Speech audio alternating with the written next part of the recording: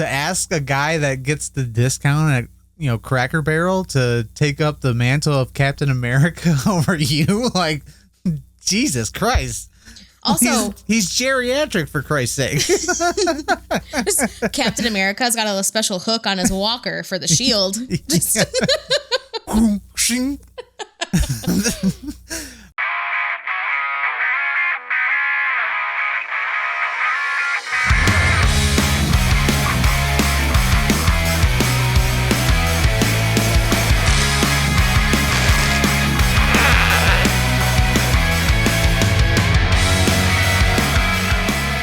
How's it going, everybody? Tony here from Kapowcast, and we are back here for episodes 5 recap of the Falcon and the Winter Soldier. And if you haven't yet, make sure you follow, subscribe, hit that download button if you're listening on podcast catchers and all that jazz. Make sure you're following us on social media so you can keep up with the ending of our March Madness, which is happening over on our website right now, www.kapowcast.net. And make sure you head over and get your Team Bucky, Team Sam t-shirts over on the Nerd Rage Engage Teespring before they leave at the end of the series. Times are running out. And joining me, as always, is Christy. Christy?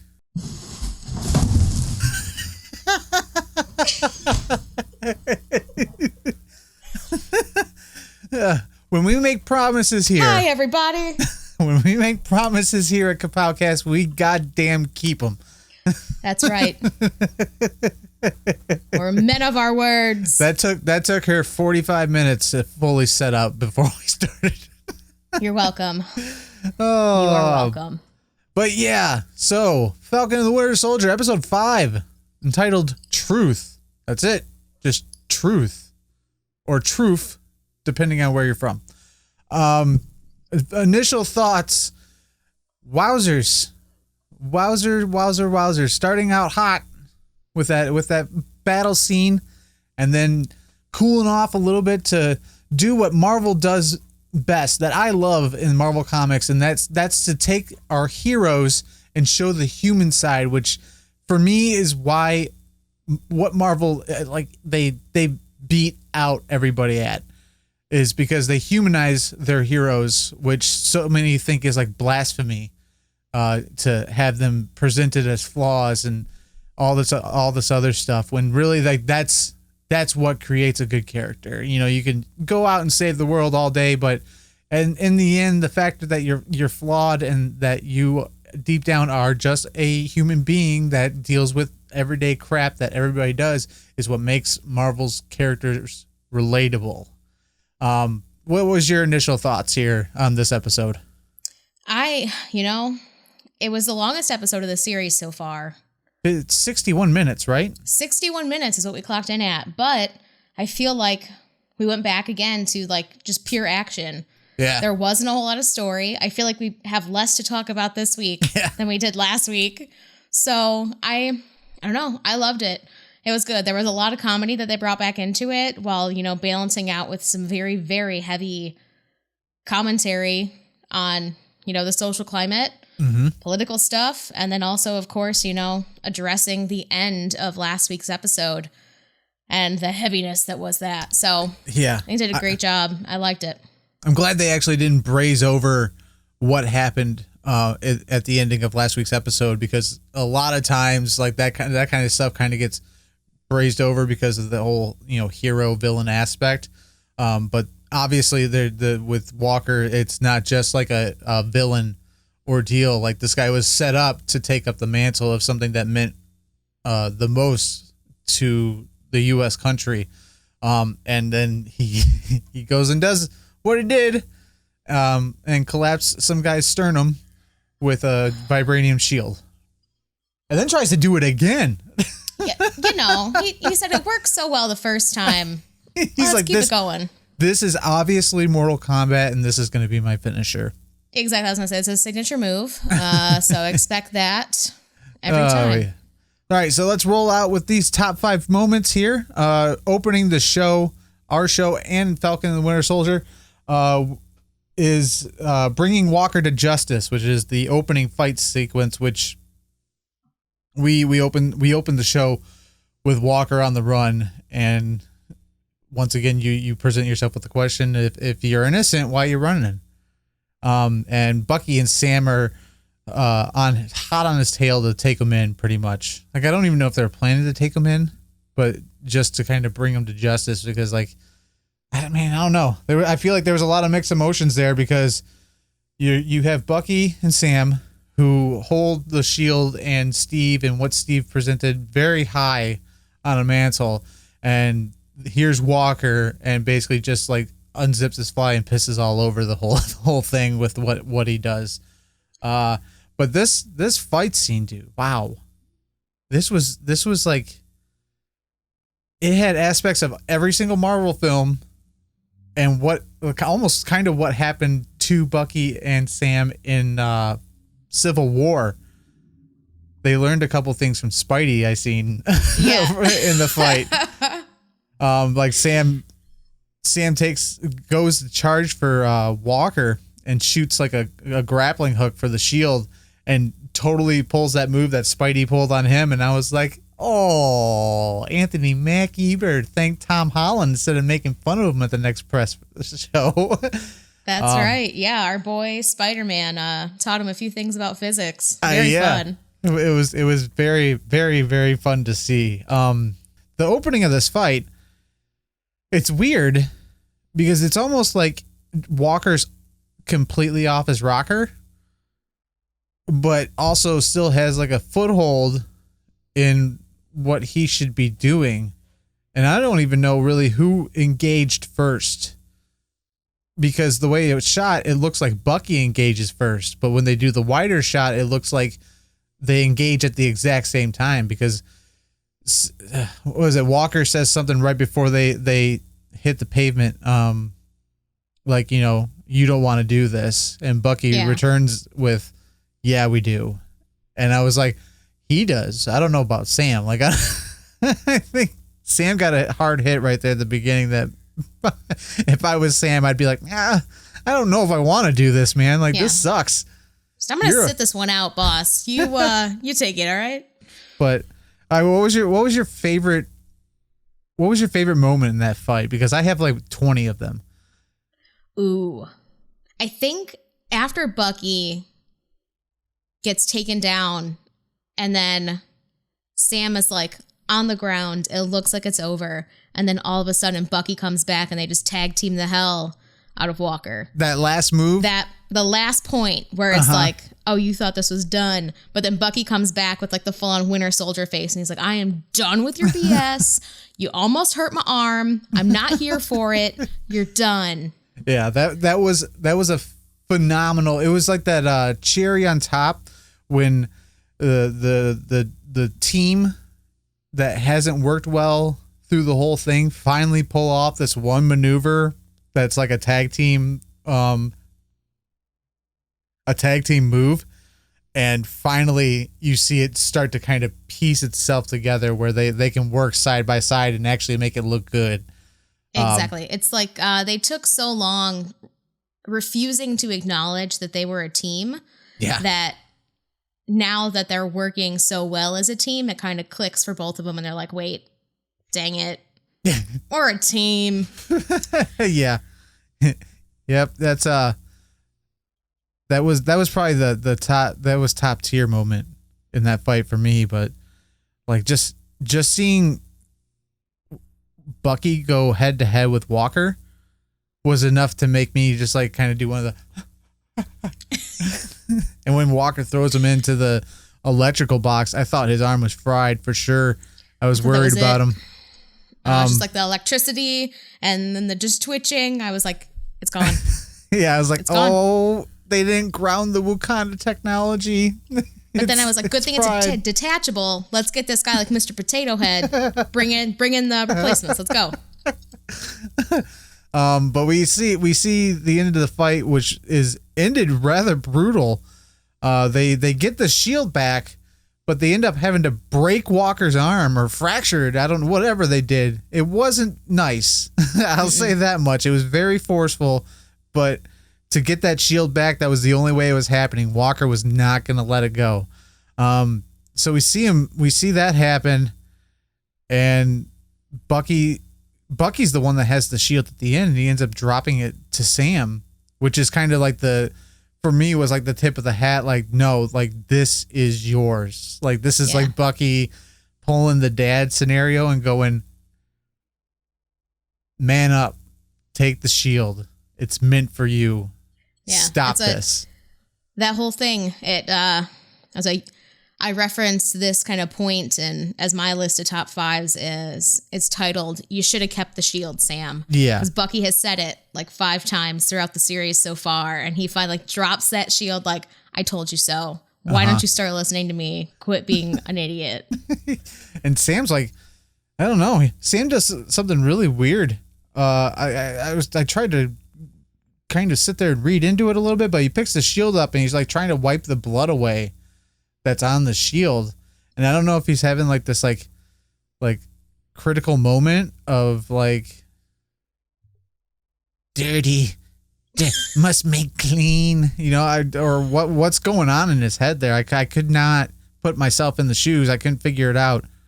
So I'm really curious as to that whole ordeal where he's like sitting there, and it's a good minute long shot where he's wiping off, trying to get the blood off the shield. Yeah. I think it goes back to, both Bucky has said this a little bit more and expressed the thought a little bit more than Sam has, but the fact that the shield is kind of the only thing that they have left of Steve. Yeah. And it's their like common denominator for the two of them. I think that is part of it. And it's maybe his apology to Steve and his apology to the shield itself of like, if it wasn't for me, this wouldn't have happened. Mm-hmm. And just kind of realizing the gravity of what giving that shield up really does mean. And I think that is why it's such like kind of a long, almost awkward scene where we're just watching Sam wipe this blood around on the shield. He's not even like wiping it off. It's just like rubbing it in at this point. So I think that it's a little bit of that, and just a little bit of us getting to see that internal struggle of, I do regret giving this up, and I see now that it's a little bit more than just me holding the shield. There's a responsibility to being the person who has been named in charge of this thing. So yep, it's interesting. So you're saying that it's kind of like when you go to someone's gravesite and you clean off the headstone. Yeah, it's that care and detail that isn't necessarily super noticeable or anything that is going to like get you like applauded or get you an award. But it's that very personal touch, that very intimate moment where it's like, even though you're not here for whatever reason and whatever people believe in, I want to make sure that it's known, whether it's to that person, to other people, that I actually care about you and I care about this. We move on to find out that the GRC are now also raiding places with no knock warrants, trying to find Carly and her main gang of flag smashers, but just finding a bunch of refugees and then arresting them like the U.S. government seems to always do. Never trust the government, kids. Never trust them. You don't know who's Hydra and who's not Hydra. So we find out that Carly has gone deep underground after the last episode, which I don't actually know how deep underground she actually is. Maybe just deep enough to where she can't be spotted, because she shows up later in this episode. She doesn't seem like she's hiding very well, to be honest. And my theory on this is the underground to the government is a different underground to people like Sam and Bucky. Yeah. Who already found out about the Flag Smashers, even though they have an app and this whole official thing that the government could probably easily infiltrate, but they don't because they're the government. Yeah, here to help. Underground to the government means you're hanging out at McDonald's using their Wi-Fi. That's what's carrying underground. Your cell phone with GPS and all the tracking devices on it. Location set to on for everything. Yeah. We can't find them anywhere. They're sitting there, eating a number 9 with hopefully a shake, as long as the machine's not broken. But we find out, that's what happened to our young terrorist and training group. I don't even know what they are currently. They're making some weird turns here. And we move on to see that Walker's on trial, and he gets reprimanded. Like they are not nice about it. They throw the book at him, honorably discharged, all that jazz. And I was just like, you did kill a guy on foreign soil. He got the easy out there. He's just honorably discharged, and he's not even in jail. White man walks again. The white man walks again. Every time. But they did take his pension away. So it's like administrative leave, but a step up from that. Pension and benefits. Yeah. He doesn't get any benefits either, whether he needs them now or insurance. So he blows his top at the U.S. government. I'm not sure who these people are, if they're the Senate or, I don't know if they've ever discussed governors. The one guy that was like yelling at him the most, though, was the dude that handed the shield off to him, that took it from Falcon in the episode 1. I think he's officially a senator, so maybe somebody who is on the defense board. Maybe. Yeah. There's like governmental boards within Congress So I'm sure it's somebody with that. I'm not smart enough for all that jazz. But so Walker pretty much turns his back, gives the whole board a metaphorical middle finger, and walks out. And then we see him outside here, and this is actually for comic book wise and all that other stuff, like it's kind of a small little tidbit, little hint there. And you said you looked it up after you seen this, but Walker's out licking his wounds with his wife, and lady in some big old heels come walking up, who introduces herself as Valentina, and then the last name, it's foreign, so I'm gonna mess it up really bad. I always mess up. De Fortina, for comic book oriented purposes. If you've read, I would say, any Captain America, she's popped up one way or another in the past, and she's kind of a big deal, but currently as it stands, we don't really know what role she is playing. She has both been a SHIELD agent and better well known as Madam Hydra. So this could go either way. I don't know which way they're planning it, but there's some shady shit going on with ex-SHIELD people that I'm not liking. They're not giving me warm and fuzzies again. No. And that's, so as soon as I heard Contessa, I said, the whole titles thing makes me think of Hydra. And then I immediately was like, this has to be somebody. Also cluing me in as a non-comic book reader, just a general pop culture person who pays attention.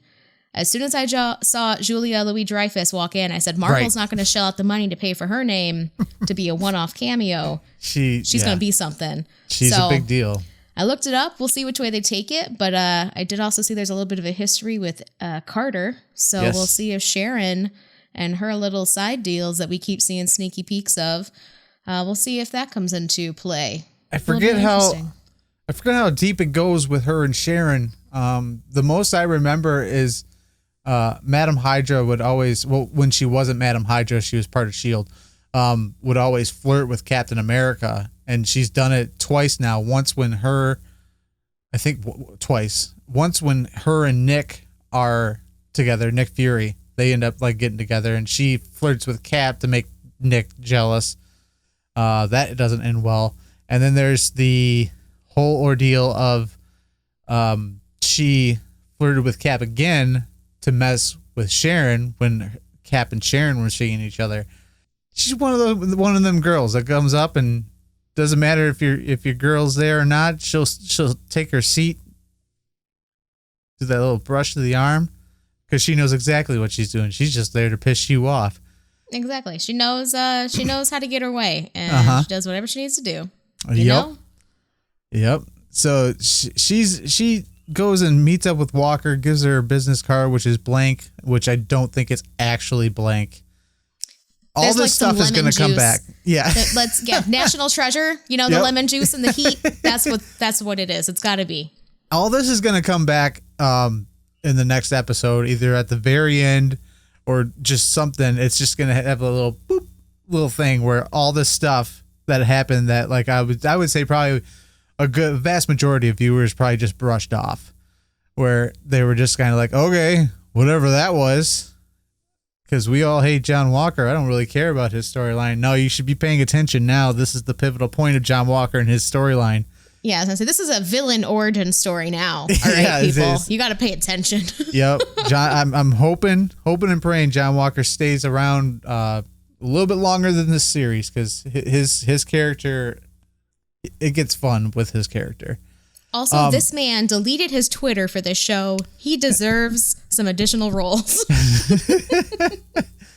So we get this little tidbit, basically, she gives Walker a that a boy, and says, you did good. You did what you should have done. These guys are just clowns, and walks out. Like that's all we get of her for the rest of the episode. But I'm telling you, that name means something, and it's not just going to be a small thing. And like you said, they threw a bankroll out to get what's her face. So this is not something small. Moving on, but our buddy Bucky, Mr. Winter Soldier, he ends up hunting down Zemo, which doesn't take long. Zemo, I believe, I didn't notice it on the screen, but I think that is Sokovia and the Yes. memorial that he was talking Yes. about. So Bucky found him so quickly because in the last episode, when they're walking up to the refuge place, he mentions to the two of them, "Hey, heard about what happened in Sokovia. Have you guys been to the memorial by any chance?" Yep. And they're both like, "No." So I think Bucky's he knew. just- He was like, "All right." Yeah, Bucky's a smart one for sure. I think they were in Sokovia. I feel like they were in Sokovia. They never there's once a said. little. It does, yeah. So there's a little title line that pops up real quick as it's like zooming up or pans up the memorial, and you see the faces of the people. I'm not talking about the memorial. I mean at Zemo's hideaway, where we thought it was Turkey. I think it was actually Sokovia, because it never says where they're at. maybe When they're at Zemo's little pimp his hotel ordeal that he's got going on. Over Bellagio suite in the middle of Europe. So yeah, the Bucky and Zemo have some words. Which, man, this is one of those things when this whole thing went down, and at the end of the scene, and he ends up getting taken away by the Dora Milaje. Is that what they're called? Yeah, okay. The Dora Milaje. I sit there and I'm just like, I don't know how to feel about Zemo. Like, I really like him. Like, he seems like a stand-up cat, but I know he's a villain. Like, I'm waiting for the other shoe to drop. Like, there's something more. He's planning something more. Like, there's no way this is the last time we see him.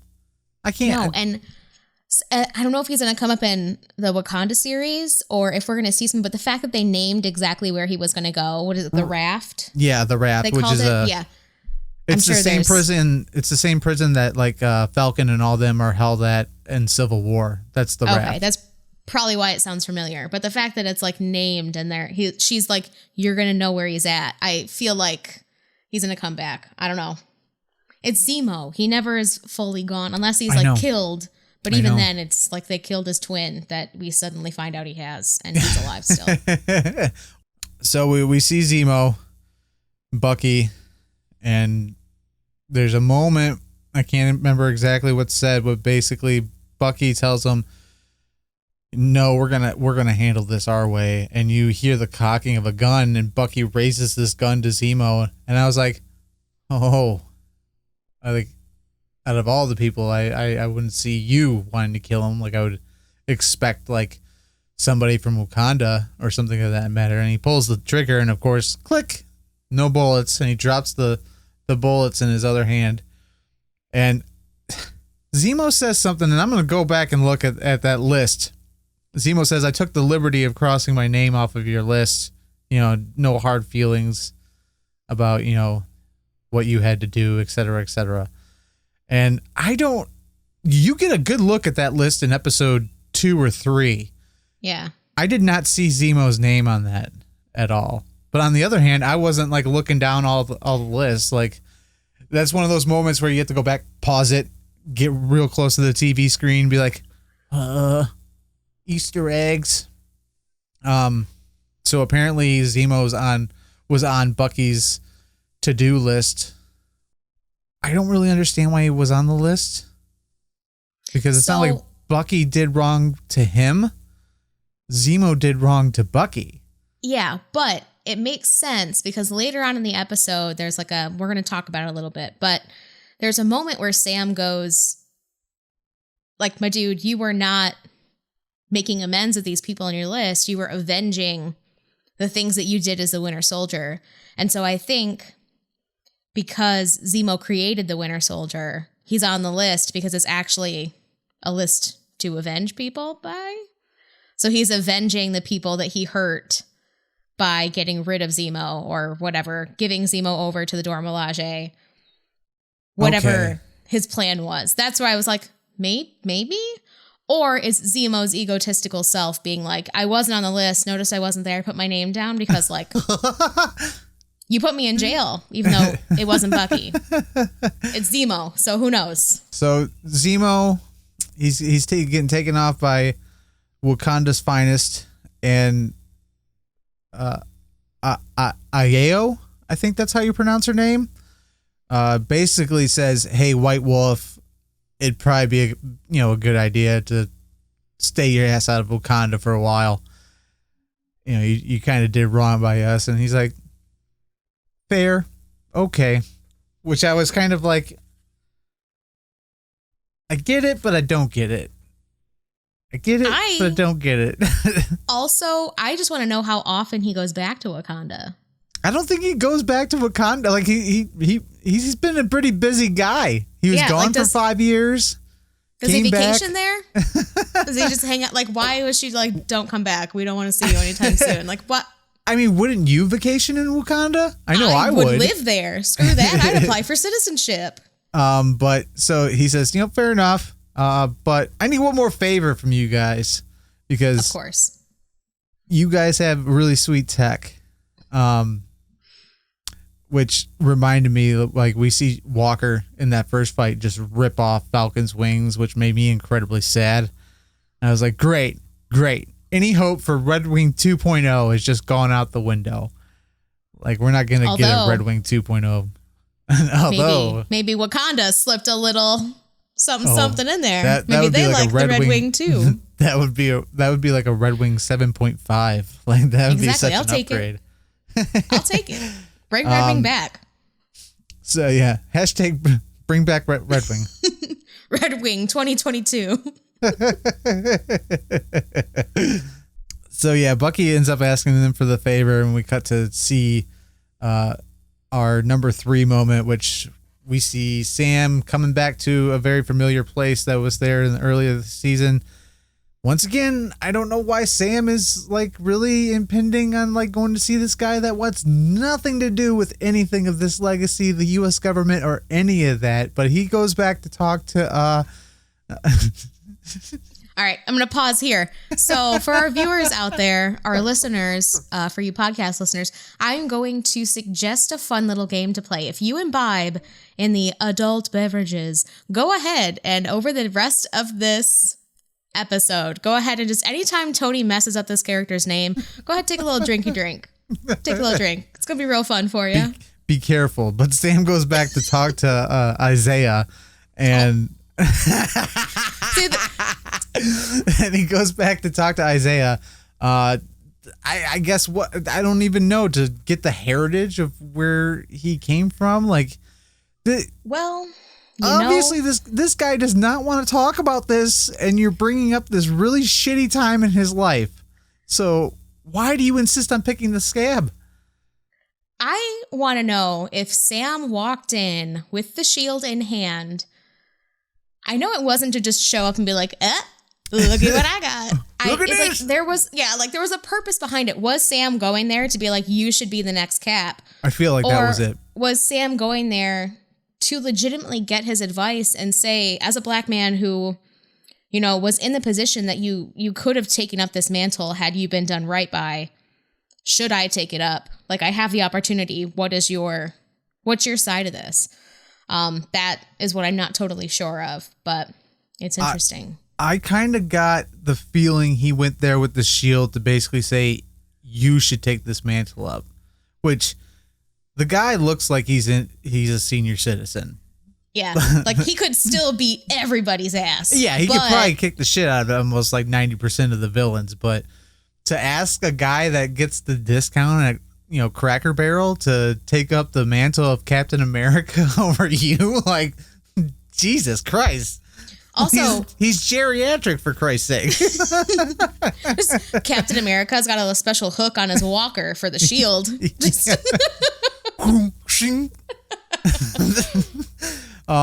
But he shuts him down really quick. He's like, nah, I don't want none of that stars and stripes bullshit. And I'm like, yeah, fuck it. and all patriotism out the window. And we get a little bit more insight to the history of what happened to him, which is relatively brutal the way they told it. Because, like, obviously in comics it's very generic. You know, they performed experiments on me and all this other stuff, but like you get a little bit more of the factor since, you know, I don't know, it was like the 1940s, 1950s, and, you know, segregation, all this other bullshit that was happening back then, that it wasn't just experiments. There was also, they basically made him disappear, told his wife that he was dead. Like, there was a lot of harsh shit that I'm assuming the U.S. government, aka partially Hydra, did to him, and he even shows Sam some scar tissue, which I God damn it, twice I was like, what is that scar tissue? Is it a burn? Is it lashings? Like, what is it? The thing, okay, so based on like the area and the story he's telling it, I feel like, and this is like it, as far as like the history of being a black person in America and the history of black people here, it is so much worse than just being punished for trying to save your fellow people, like the other super soldiers that were in this prisoner of war camp. I don't want it to be, but part of me feels like it's a brand or something. Which, I mean, if you know the history of slavery and the history of enslaved people in the United States, that was something that happened very frequently. And so if that is in fact what it is, it makes it 10 times, I mean, a million times worse. Yeah. But yeah, just getting this entire story and knowing the history of the United States, I am sure this is just like scratching the surface of what was done to him. And it brings up, you know, this like double-sided story of like in history, the Tuskegee experiments and everything like that. And all this other stuff that just that popped in my head when I was watching the episode. I was like, oh my God. I was like, yeah, I mean, it's horrible. And it's very much a social commentary. And once again, I'll go back and retract my statement a million times over from the first episode of not getting too political with the current. Yeah, nope. This whole thing dives real deep. I think it was during that part Janelle turned to me and she said, I was right. And I was like, you were. They went full 100 miles an hour right into the subject, and like I thought they would shy away from it. More so Disney's involvement. Marvel's always been very, like, they touch on social commentary a lot. They always have over the years. And if you want to say differently, then you haven't actually been reading the comics. You've been just looking at the pictures. It's just been going over your head it's just real been going fast. Yeah. I was very surprised at like how involved it actually was. Like I said, more so because like Disney usually they like to play it safe. They don't really go that hard into it. They'll, put a little sprinkle of something somewhere, but this is like dealing with the issue head on, which I have no problem with. I think it needs to be brought to light a lot harder than what it is, because it's been going on constantly for far too long now. Yeah, and I'm going to go on my side tangent and say if you don't know what the Tuskegee experiments are, if you don't know about the massacre in Tulsa, if you don't know about the history of Black people in the United States, I highly encourage you to just start looking some of that stuff up and get some knowledge on it so that you can further understand that experience. And we're never going to be able to fully understand it. As a white woman in America, I'm never going to know, but I can try to at least learn a little bit about it. So do that. Look up Henrietta Lacks. Yeah. There you go. Get some additional info on it. It really, going back to in context of this podcast, it really helps to shine a little bit more light on why Isaiah is so, beyond just physically having been beaten and tortured and everything else that he was put through. It really brings a little bit more understanding of this discussion of being a Black man getting handed the shield that Bucky talks about a little bit later, and not fully understanding the ramifications of asking someone to do that. So I encourage you, do it. Get a little smarter. Take a little time. Go for it. So to kind of back off the aggression here, he says when they're given the serum back in the day that they said it was just tetanus, just a tetanus shot. My brain instantly goes back into our current standpoint and go, man, oh man, here's hoping that vaccine is the exact same thing when I go to get it, because Tony said dose 2 better be that serum or I'm walking out. All right. Okay. I'm out of here. Don't cheap me out, Pfizer. But so yeah, Sam goes and picks the scab again and unveils a bunch of very, very painful memories, which Isaiah really kind of, he stands his ground. He doesn't really have emotional responses. He's almost acting like a teacher, giving insight to Sam, which essentially, to round it out, basically, fuck that shield, fuck this government. If you're smart, you won't take up that mantle, which was like crazy, like holy crap. So we get that. Sam leaves, I guess, not fulfilled. It doesn't seem like he's fulfilled. More angry than anything, I'm guessing, because of how things played out in the past for Isaiah. But Sam ends up going back home, which this is what I was talking about at the beginning. Love it when Marvel brings in the humanity of our heroes and just shows us what's behind the action-packed and basically their home life. This is what I've been waiting for since was it episode 1 when we get introduced to his sister. Yep. I was waiting for more of this and to kind of, brush away and uncover the whole thing with like their family and the boat and all that other stuff, and like why Sam was, so dead set on keeping the boat, and you kind of get the sense of like, this is our history. I think he says it. This is our history. Our we have to preserve our history. Yeah. Right. And it's like, okay, like this isn't a factor of like being guilty of something, not being there because you were in the Air Force or anything like that. Like this is legitimately just, this is our legacy. We need to keep it alive, et cetera, and et cetera, et cetera. So craziest thing. And I always find this hard to believe when it's done in stories, but they got the community to come together to help fix the boat, right?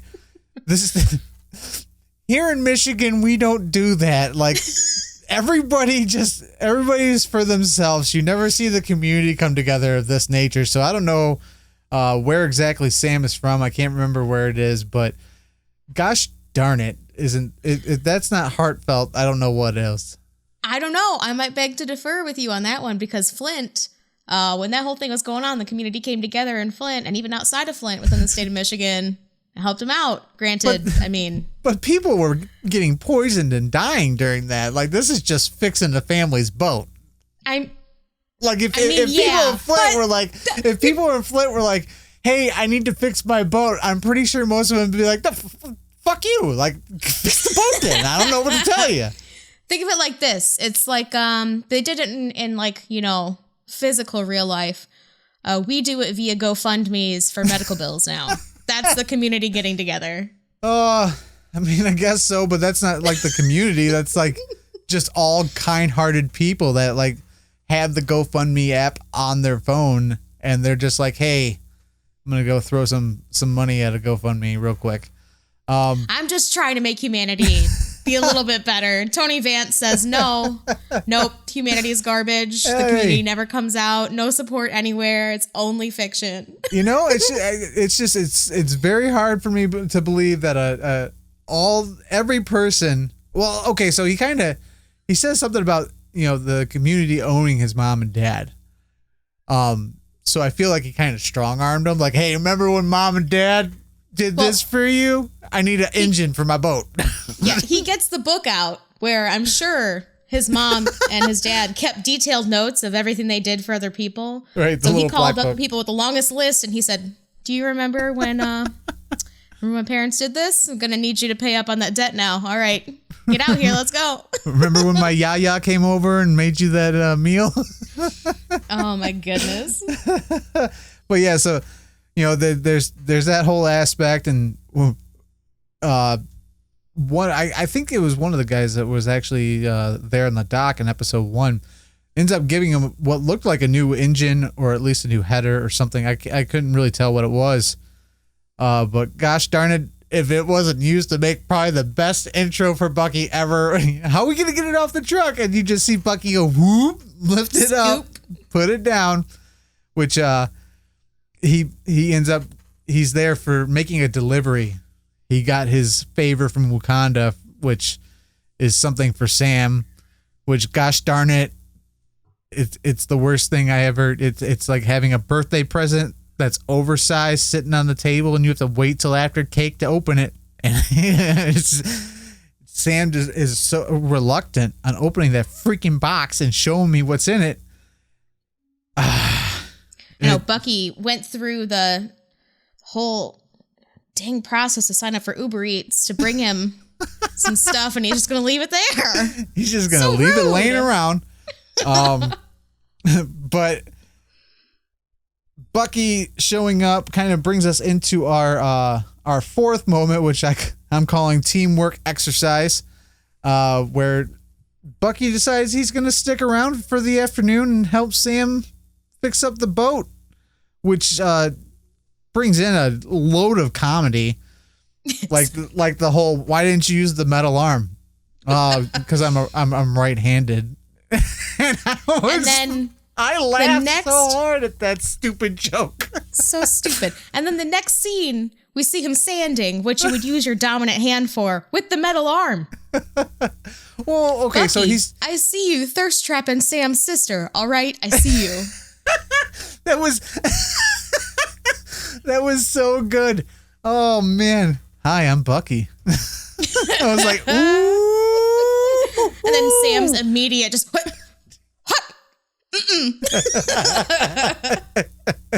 All you had to do was look at him and go, he's 106. Yeah. Yep. So, but there was another part. He's I don't know. He's somewhere on the boat. He's doing something to something. He's sanding, but he's using his right hand again, and he stops and he switches over to the metal, the machined arm. And I'm just like, oh my God, this is just great. Then there's another, he's in the same spot and he's taking a paint tool and he's flipping it around and like acting like it's a knife. Like a switchblade, like back in this back alleys of the Bronx. Just and I'm just like picturing these like old people in this community, like just catching him, like just acting like he's shaking somebody. And I'm like, whoa, what's this crazy white boy doing over here? Like, he's gonna kill all of us with his metal cybernetic arm. Oh, Bucky. But, dude, we could sit here all day, I think, and talk about all the comedic parts. Like when Sam's trying to get that piece of the boat up, and Bucky just walks over with the metal arm, just peels it up like it's a piece of cheese. That poor man spent the entire montage working on prying that metal bit up, and Bucky walks over after he's like almost done going around, just like, oh, done. There you go. Oh, man. And the end of the day comes, and Bucky does that thing that, like, I don't know. I think everybody has that one friend that goes, well, guess I'll head out and go back to my house and where I'm alone, have a couple of drinks. You know, really guilt trips you into letting you stick around, but Sam ends up extending an invitation to stay at his house,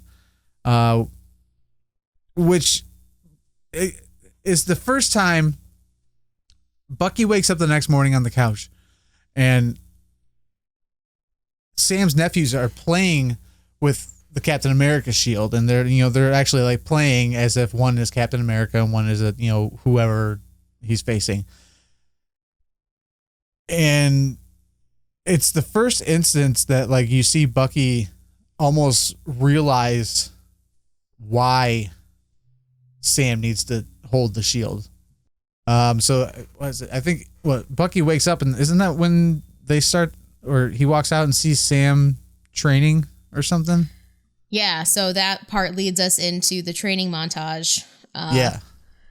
With Sam and Bucky tossing around the old frisbee again. I was about to say they're just tossing around the frisbee in the yard, going back and forth, having one of their deep discussions that they somehow always find themselves in. These two are the best of friends, and they hate it. I just want them to accept it. They need to just accept it and just decide that hey, this friendship works and we're good for each other. So let's just make it official. Put the ring on it. Exactly. Just, They're having this back and forth. And this is where Sam kind of comes up with telling Bucky, hey, you haven't been making amends at all. Like, you've been avenging who the Winter Soldier has hurt and put in power and all this other stuff. Like, if you want to get out of this hole, that's what he says. If you want to get out of this hole that you're in, put in the work. And I'm like, yeah, all right, I can back that. And go to those people that you actually hurt and make amends with them. Like, basically, be their person, their reason for closure. And of course, I don't know. I don't think I'm alone in this. I thought of one person that we have met that he went out to the bar and had lunch with. Oh, yes. Yeah. Okay. I was like, Takanawa? I don't remember his name now. Yes. But that poor little sweet man. His wingman. And I'm scared. I'm hoping they just do a braze over of Bucky confessing and this man breaking down or doing whatever it is. Like, I don't know if I can take that sweet old man like just losing it and then like cussing out Bucky or something. No, it'd be too much for me. But Sam kind of gives him the what for on that whole aspect. Like, hey, I know you want to better yourself. And he also brings up the factor that what he says something that was like, I was like, yeah, I feel that too. You need to stop looking to others to tell you who you are. Yeah. And I was like, that's exactly it. Like Bucky looked to Steve when he, came back. He looked to other people and all this other stuff. Like, he's never once just like found himself. Like, he needs to find out who Bucky Barnes is now. Enter freaking Sam's Rocky montage of him training, which I am thoroughly upset that not once in any type of way did he say on your left. I know. I thought I was hoping that he was going to like bounce the shield off a tree as Bucky was walking away and like throw it and be like, oh, on your left, and then bounce it off a tree. And that was going to be but it didn't come. It didn't happen. There's a part where he rounds the house and his nephews are outside. And I thought for sure he was going to say it when he came into frame on that, but he didn't say it there either. I was just like, God damn it. So many missed opportunities. This is the instance though, there at the very end of the montage, Sam's holding the shield, and I think his youngest nephew is kind of like tracing the star with his fingers, and then they go back to Sam, and you can see it on Sam's face, like, okay, I get it now. And it's for me, it felt like Sam at that moment realized, okay, I do need to hold this shield, and this is why I need to hold this shield. Yeah. You know, it's kind of like what Carly said, where, you know, Captain America needs to look like the people of the world, not blonde hair, blue eyes. Yeah, not white supremacy poster boy. Yeah. Yeah, exactly. So that was a starred moment for me in this episode too, is to see Sam's nephews kind of like have such an embrace for the shield. While Sam is training, we get a little snippet of Sharon, who apparently is on the phone with Batroc the Leaper, which, tell me how that makes any sense if she's still a good guy, making some sort of deal with him. I don't really know what the heck's happening at this point, and says that I'll pay you double this time, which means she hired him the last time. Now, she has a history in the comics of not being such a good girl. Yeah. So I would not be surprised if she's doing some crooked ass shit because she feels shunned for not being pardoned. Maybe she actually wasn't pardoned. Who knows at this point? But it ends up, she is passing on the word to Batroc to go meet in New York with our Flag Smasher friends. So the Flag Smashers are now working side by side with Batroc the Leaper. Leaper has a score to settle with the Falcon for throwing a wrench in his plans on the first episode. So he's looking to kill Sam. I'm assuming. I would say that's a safe assumption that he's looking to kill Sam. So we get kind of a little snippet of that, and then we see Carly go into the Flag Smashers app and press a button, send out a mass text message to a bunch of people in Central Park, and they all get up like mindless zombies and start like walking in her general direction. And they say something. Go for the radicalized. Oh, I heard a Dragonite's over here. So we find out that the whole plan is to stop some sort of internal vote of the Senate powers that be to, I guess, move refugees into another area. Like I'm guessing probably some type of camps for the people that have been displaced from the blip, which obviously I don't need to explain why, you know, camps for certain people might look like a bad thing. I don't really know what the hell's going on exactly with their whole plan. So we get that. That's the plan, to have a bunch of normal citizens overthrow Senate powers that are in some weird room that they're, I know, sounds familiar, don't it? There's a bunch of blue collar idiots just going to overrun a government building. Get your zip ties. Let's go. And it's okay. So we get a look at this government building and the government officials, and they're talking over this whole discussion. There's people that obviously they're against it. There's people that are for it. Blah blah blah. And then there's something that happens that legitimately, just for me, screamed Hydra. Is one of the guys walks in, scans his badge, walks up to another dude and says, "One world, one people." And I was like, "Oh, geez, like this is freaking Hydra. This is Hydra all over again. You even got the red." And there's a greeting, a standardized greeting that you used. You've infiltrated an established government. This is Hydra. This is Hydra. All over the place. It's Hydra.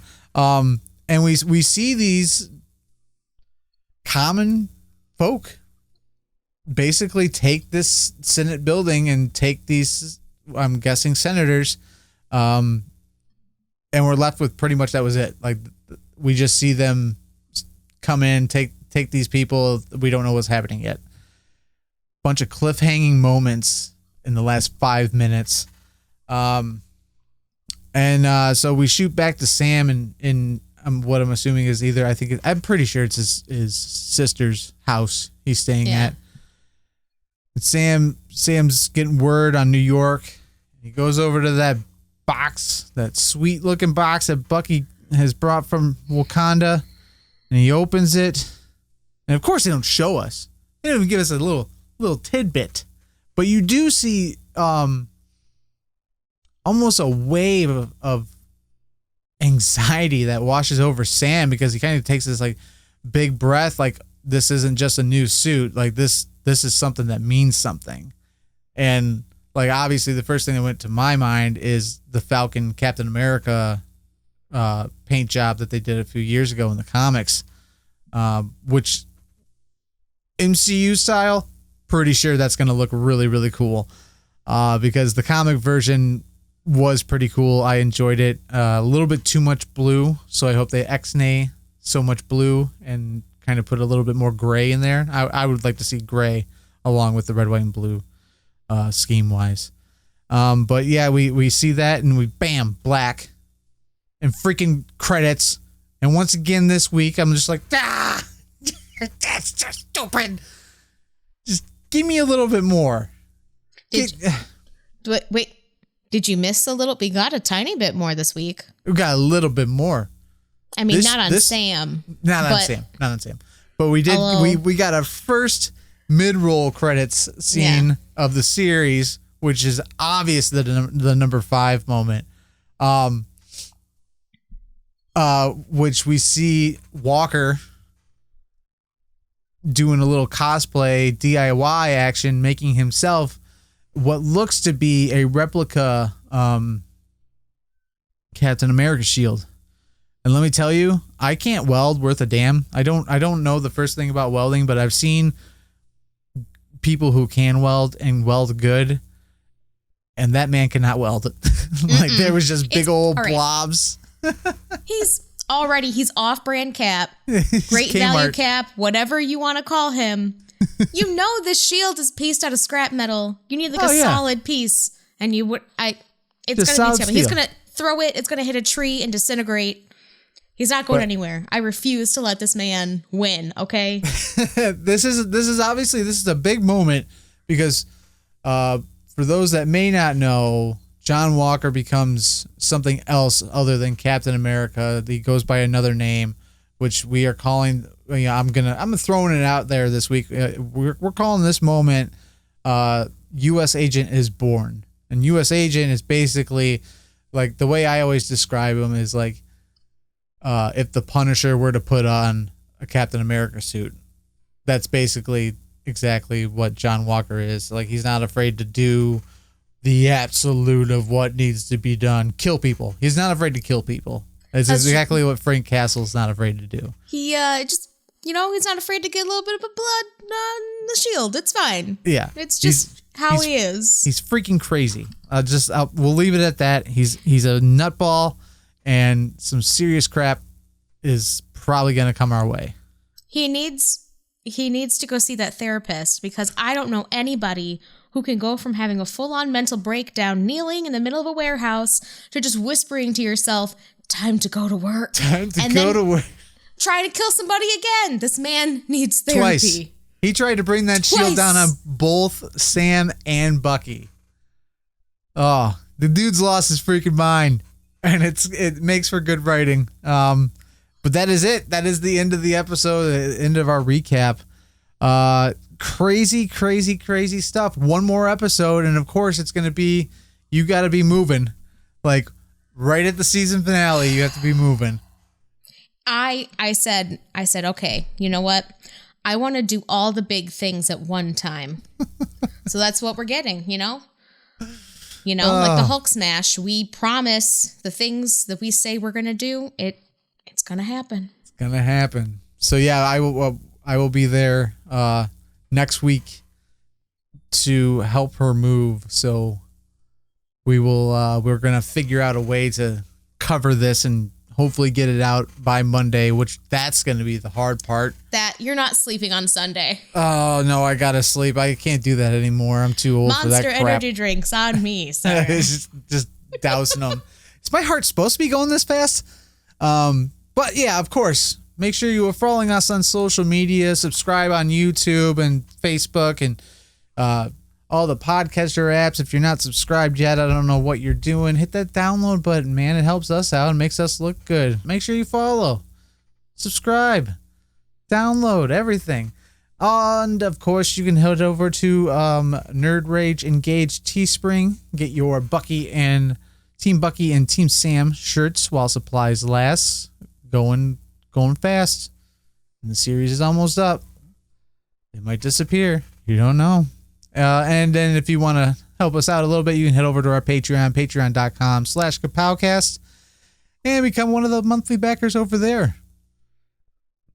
I think that's everything. Don't forget you almost forgot though. What? The MVP of the week. Oh my God, yes, the Again. MVP of the week. MVP of the week. I don't know if you picked it up or not when we were talking about it, but MVP of the week is Sam's nephews, because they showed our heroes what truly needs to be seen. And Sam needs to take that shield. That's and right. They embodied that very message. And I have, of course, my follow-up MVP with an additional follow-up this week. So my number one MVP is that Bucky Barnes thirst trap montage when he's working on the boat. Get your girl, Buck. Get her. And number two is Torres again for my favorite line of the entire episode. Glad to see you found your sleeve. Good My job. Good job. So yeah, there you go. There's all three of your MVPs this week, making more editing work for me on this end.